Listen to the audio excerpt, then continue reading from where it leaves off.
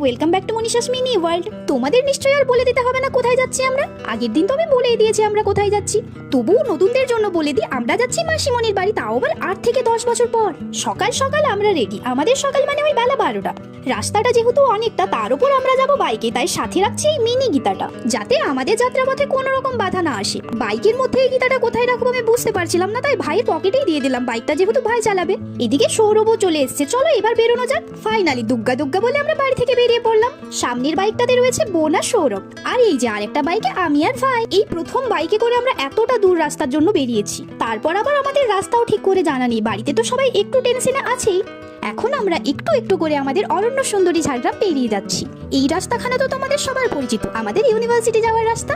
রাস্তাখানা কি অপূর্ব সুন্দর, যতই দেখে চোখ ফেরানো যায় না। আমরা চারজনই ভীষণ এক্সাইটেড। আমরা আগে গেলেও সৌরভ কিন্তু প্রথমবারই যাচ্ছে, তার উপর উপরি পাওনা বাইকে করে যাচ্ছি। মনের আনন্দে আমরা ঘুরতে পারবো ওখানে গিয়ে। বলতে বলতে আমাদের ইউনিভার্সিটির সামনে এসে পৌঁছেছি আমরা। যখনই ইউনিভার্সিটির পাশ দিয়ে যাই মনে হয় যেন সময়টা থেমে গেছে। প্রতিটি গাছ, প্রতিটি রাস্তা, প্রতিটা দেওয়াল যেন আমায় বলছে এখানে তোমার কত স্মৃতি, কত ভালো সময় কেটেছে। সবকিছু যেন আজও ভীষণ কাছের মনে হয়। ইউনিভার্সিটি ছেড়ে আমরা বেরিয়ে এলাম। এরপরের রাস্তাখানা আমাদের বেশ অচেনা, তাই তো গুগলের সাহায্য নিতেই হবে। এরপর থেকে গুগল ম্যাপ যেদিকে আমাদের নির্দেশ দেবে আমরা ঠিক সেদিকেই রওনা দেবো। দেখা যাক কতক্ষণে পৌঁছই আর ডেস্টিনেশনে আদৌ পৌঁছই কিনা। ঘড়িতে এখন দুপুর 2টো। এই দেখো এখনো 36 কিলোমিটার দেখাচ্ছে, এখনো প্রায় 1.5 ঘন্টার পথ বাকি। গুগল ম্যাপে যে 36 কিলোমিটার দেখালাম, ওখান থেকে আমাদের আবারও 7 কিলোমিটার মতো ভেতরে যেতে হবে। বাইকে করে যারা লং ড্রাইভে যায় তাদের বাইকের প্রতি একটা আলাদাই ভালোবাসা আছে, সে কথা বলতেই হয়। এই 3 ঘন্টার জার্নিতেই আমরা হাঁপিয়ে পড়েছি, এখনো 12 কিলোমিটার পথ বাকি। আমরা রাস্তায় একটু দাঁড়িয়ে পড়েছি। আমার মুখের অবস্থা দেখো, কতটা পাউডার মেখেছি। উইদাউট মেকআপ এসেছিলাম, পুরোপুরি মেকআপ হয়ে গেছে।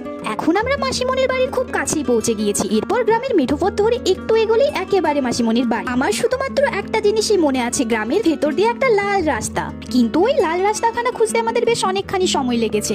ফাইনালি আমরা পৌঁছে গিয়েছি মাসিমণির বাড়ি। পৌঁছানোর পর লাঞ্চ সেরে আমরা বেরিয়ে পড়েছিলাম বিকেলবেলা মাসিমণিদের দোকানের উদ্দেশ্যে।